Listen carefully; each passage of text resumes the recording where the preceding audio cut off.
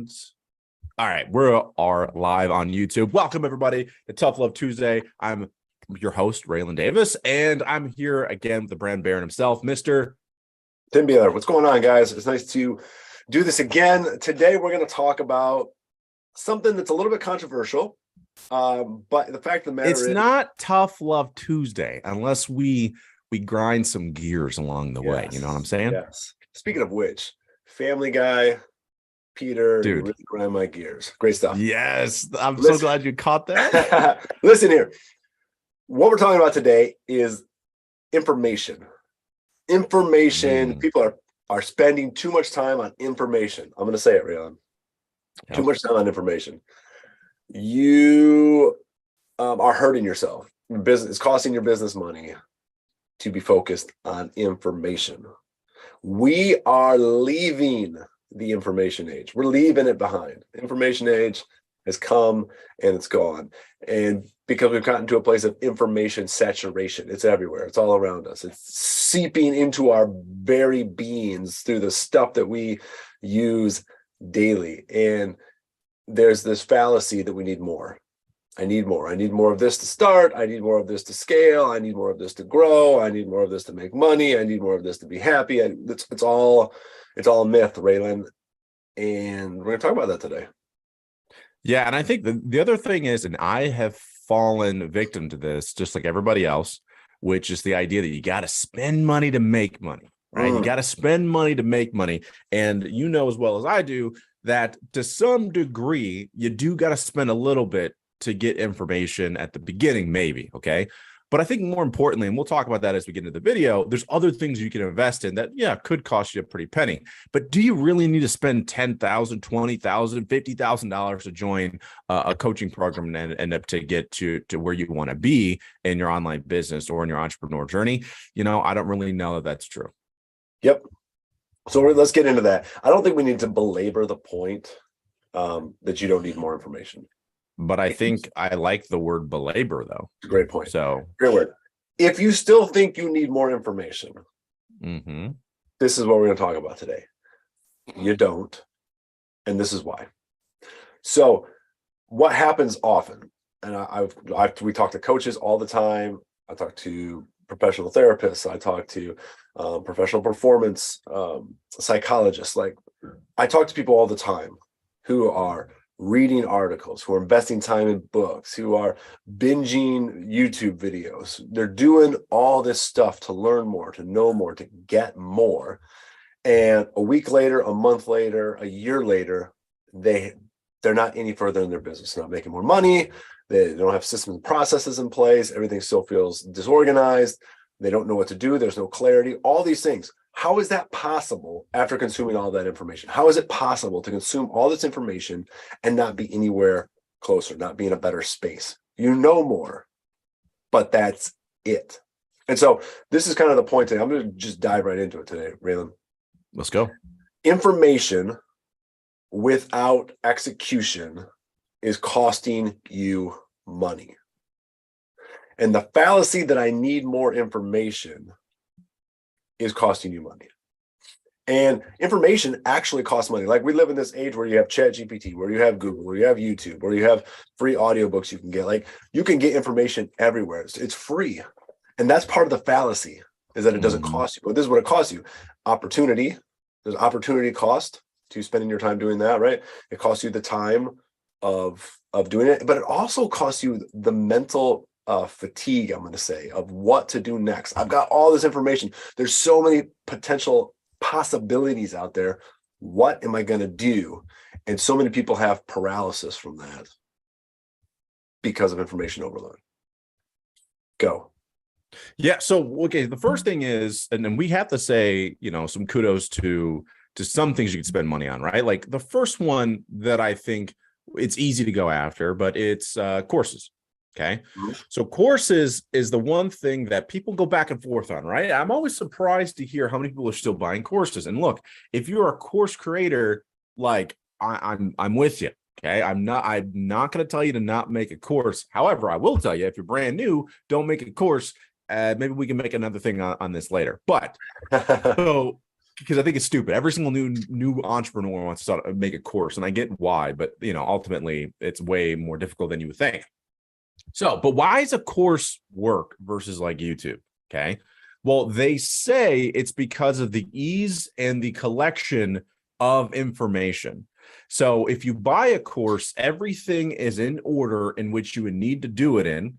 And that saves you a whole bunch of time, and that warrants you not doing it for free, but instead doing it for, $2,000, let's say. Yep. Okay. All right. I'm with you. But what if you found a really good creator that just makes a playlist? Like makes a playlist on YouTube, which by the way, most creators do that. So like you don't necessarily need to go that route. So for me, I think you're better off. I mean, if you're going to invest in knowledge, if you're going to, right? Look at behind me, books, super inexpensive comparatively to courses. But here's the part where you will invest in, which is the execution, which you mentioned, right? Like I have a video coming out that I'm preparing right now for YouTube, which is how to make the most of every book you read. And it's because I think we have to learn how to actually pull that information out of the book. Because look, we all do the same thing. All right. And I don't want you to sit here and say, no, Raylan, not me. No, Tim, not me. Yes, you do. We've all bought a book, gone, oh my God, this is such a great point. Oh my God, my mind's going crazy with different content ideas, different ways that I could use for my business. And we highlight it and it goes right back on the shelf. We never look at that highlight ever again. So when we're talking about what should you invest in, one of those ideas is probably going to be a process. How will you actually decode the information you need and be able to implement it? And that goes back to a little bit what you were saying too, right, Tim? Yeah, absolutely. Yeah, how are you going to implement this? So instead of this is what I would say, like courses can be great if you go into it with the discipline to say, I am going to execute along the way. I'm going to do the things. I'm not going to just amass knowledge, right? I do this. I used to do this really well when I read books, and I've actually stopped reading books. I do them all by audio now because narcolepsy and all that. But when you read a paragraph, stop and say, how can I apply this? Where can I apply this? What does this mean for me right now? Read another paragraph. What can I do with this? What can I do with this information? If you're never translating it into anything, it's just information that is gathering here. And there, again, I talked about earlier, there is a mental burden to information sitting in your brain. Trying to recall information, trying to, again, make decisions. What am I going to do? And what am I going to do with this information? So if you do it in real time, if you commit to the action, courses can be great. A lot of times, the problem with courses that I have found is that it's good information. It's not super contextual, right? And that's where a lot of people fall off, is that, okay, I know the thing to do, right? I have great information. I just don't know how to apply it in my circumstance. Right? I don't know customization. Right, because it's not exactly the same thing they're talking about. I have kind of these nuances, and I'm on a different platform or whatever the thing is, right? And then they're like, so now I don't know how to apply it. So then I just, okay, well, now I know, but if I can figure out how to apply it later, cool. But then they never do. And then they take another course. Oh, maybe this one's more in my context, right? And then they do it again. And the cycle just goes and goes and goes and goes. So just chasing information, it's hard to find information that's contextual to your needs. That's one of the problems with information. It's general, right? Especially in a book, right? You can break down systems and processes, but by the time a book is published, it's already somewhat out of date, right? Give it another year, and these things don't age well anymore. It doesn't mean the information isn't fantastic, but you got to do the mental work of figuring out how to contextualize it. So what I see is people spending all their time there instead of doing the other half of actually implementing it and contextualizing it. And so that's why, I'm out on courses right now. I still think they're good. If you have authority and you can clearly communicate a small idea, a small process, a small win, then I think courses are great. I think they're beneficial for the creator, they're beneficial for the people who buy them. But most of the time, something that's more beneficial, if you're going to spend money right now, is a mastermind, a community program. And the reason why is because you can get some of the same information very often, but you get the one-on-one right here where we're talking about context. We're talking about, your specific situations, and you can work with somebody to say, you can ask the question. Sure, you could drop a chat thing or a DM or a comment on a course thing and wait for a reply. But in real time, you can workshop what's going on and how you can actually implement it. Yeah, so that was the first thing I was going to say as well, right? Like, so what should we invest in? We already know what we shouldn't invest in, right? Maybe not courses, maybe not more things, that just more information. The question is, if you can Google it, if you can, now granted, there's some, again, I don't want to like harp on courses too much. There are some courses that like, yeah, you're really not going to be able to find that information in too many places, right? But that's few and far between. In most cases, you can find that information somewhere else. So number one, okay, maybe we don't invest in information in that way. So where do we invest our money? And I think the first thing we're just kind of reiterating here is community. And like you said, to me, it's the biggest investment you can make. And the reason why is most of the time, the thing that's going to allow you to grow your business, to elevate personally and professionally, is going to be your inner circle. If currently you're in a silo reading a course and you're doing all this work for the course, right? And then one day you want to fall back into old habits of your past self, right? The past self that wasn't hitting the business goals, the past self that constantly didn't hit their personal goals, that wasn't maybe in the best they could be, right? You're not going to, the course is now fruitless. It's like, what's the point in it? But when you have community, you have a group of individuals around you that constantly can be pushing you and elevating even the way that you think. Like Tim, one of the things that you and I talk a lot about, and unfortunately to you, probably too much, because I call you all the time and I tell you about these moments I have, but I myself will slip back into old thinking, and then I'll talk to somebody, right? Somebody in our community, or I'll speak with somebody who is far greater in terms of their business acumen than me, right? Where they are in their journey, they're a little bit farther ahead. And I talk to them and I go, oh man, like I can't believe I missed that. Or, oh man, I can't believe I was thinking in this way. Like I was making it way more harder than it seems. You'll find a really good community, for example, they don't over put energy into things that don't matter. Right? Like this is how you know you're not in a good community, or if you probably don't have one, period. But here's how you can know is if you have an idea and everyone goes, yes, but that's gonna be so hard because you got to do this, you got to do that, and I don't know if you're gonna be able to make money. They spend more time on figuring out why it won't work and less time figuring out why it would work. Yeah. Or the other side of that, where everybody agrees, hey, that's a great idea, that's fantastic. Yeah. Right. Yeah. Oh, I love what you're doing here. Oh man, that was so good. Like, the other side of it is like just that over positivity where there's no critique either, right? And I think that's just as we're talking about signs now of a good community. Like that's another piece to look for. Like, are people challenging an idea? Yeah, and by the way, this is also, it's funny, your position and your position in Elevator. It's interesting one because it's not just the brand component that you focus on. You also go into a little bit community.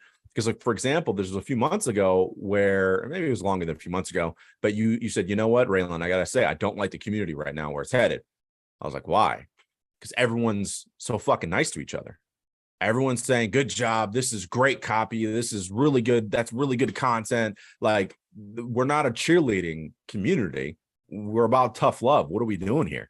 And so we had to take a step back and go, all right, like, why is everyone so agreeable? Like, why is everyone cheerleading each other when, look, that content sucked?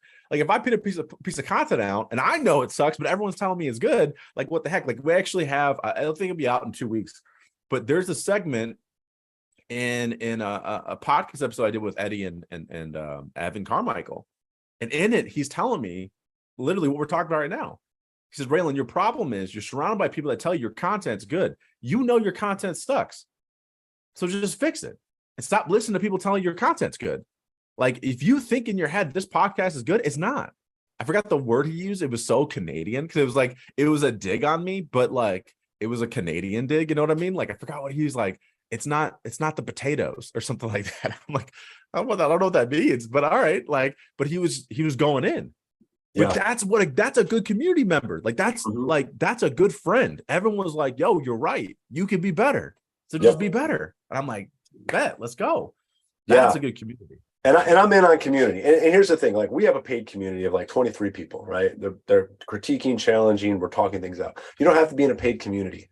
You can find 3 friends, 3, 4 business mentors, people who are somewhere in your horizontal or vertical or whatever, who understand about what you're doing and what you're going through. And you guys can work together. You can have, you could have regular meetups, you could have, just a way to DM or email each other. But having some kind of community where you can be challenged, where you can present your ideas, where you can put your stuff into action. To me, that's the biggest piece of this, right? So information, you can pay for it, but oftentimes you're overpaying for information, whether it's a course or whether just by the mere fact that you don't actually do anything with the information when it's done. Facts. Now, if we're going to talk about something else you could invest in, it's something else that I've been really, it's process. So more and more and more, I give a shout to this book. It's kind of completely changed the way that I look at systems. And granted, it's a little bit different because like we own an agency. So it's like, it's something we have to think about a little bit more than I think like a solopreneur would. But you still have to think about this. But anyway, is documenting your process. So we all fall in this thing where we're working one-on-one with people. We have a process. It's all in our heads. And then you start to grow, get a little bit more clients. You're starting to get a little bit more busy. The first thing that goes usually your content. So that means your lead generation tends to go down. And then you get to a point where you lose a couple clients. Oh crap, I got to go back. And now you don't have time, or you want to hire a VA and you're like, okay, this happened to us recently. And we hired a VA and I was like, I don't even know what to give her. So I had to go back and I had to start to document what I do every day, because they seem so tiny and so minuscule that I was like, I don't want to give this away. And then when I recorded, this was fascinating to them. When I recorded, I made a loom going through this process that I do all the time. And I'm like, oh, it takes me a minute. Well, it took me 3 minutes to record. But as I was recording it, I was like, dude, this takes me a lot longer than I thought. Mm-hmm. And now it's off my lap. Yep. The only thing I do now is I go and I make sure that it's done right. But I think if you're going to also invest in something, and again, it doesn't have to be just money investment, it's also time. But if you invest the time early on, because I did not, but if you can invest the time early on into your process, documenting your process, documenting how you could teach someone else to do what you do. And here's the thing, like I got really hung up on writing. Writing always catches me off guard. I'm meaning like, I think it's going to take me a long time, and then I don't want to do it. But also just creating a simple loom serves a really good, like it serves it well too. Yeah. Yeah, absolutely. You can't scale if scale is what you're going for, but you can't even delegate really well until you understand what you do. Gary Vee is very famous for, document, don't create, document. And it's the idea of taking what we do and figuring out the mechanics of it. So we can replicate it. We can get rid of the weak parts, right? We can make it better. But B, so you can hand it off. You can hand it to somebody else who can help you grow. Because it kind of goes back to community in some ways, that you're not going to grow by yourself, right? Whether you hire people, whether you're in a community, whether you have a mentor or a coach yourself, like whether you're learning from somebody else, you have other people in your life. So if you can't be a part of that process, if you can't look for people to lean on in various different ways, you're never going to grow your business. You're never going to succeed at the level that you want to, for sure. Absolutely. Speaking of community, we're going to wrap up here, but there's 2 ways that you can join a community right now. One's paid, one's free. I'm going to give you the free one first. ElevatedBookClub.com, baby. So we just talked a lot about the benefits of obviously downloading books, listening to audiobooks. I'm actually a fan of actually getting the actual book. I like to highlight, I like to take notes, all that stuff. But again, if you have a sleeping problem, like my good friend Tim here, can't pick up a book without passing out, audiobooks will work just fine. But we actually have our first meeting beginning of April, the first Monday of every single month. We're reviewing a book. And this month, we're talking about The 4 Agreements, my favorite book, one of my favorite books anyway. So we'll be reviewing that and talking with a community about that. 100% free. And before we sound like hypocrites, we were just out on information. We just told you to stop reading books. We just told you to stop seeking things. Here's the thing. We're not going to just read this book. we're going to apply it into our businesses. We're going to force you to apply it through a great mixture of tough love, shame, guilt, abrasive language, and shame's a powerful tool, baby. General accountability. We're going to put the concepts into action. We're going to break them down. We're going to talk about how to use them. We're going to talk about context, all those kinds of things. So it's not just read a book. Hey, great, check it off your list, put it on your thing. I read 45 books this month. We're going to do something with it. Absolutely. So again, if you're one of those people that read books and you're like, man, that was really good, but you don't feel like you executed, this is the book club for you. Elevatedbookclub.com. And as always, we want to invite you to the elevatedcoachesacademy.com. $97 a month.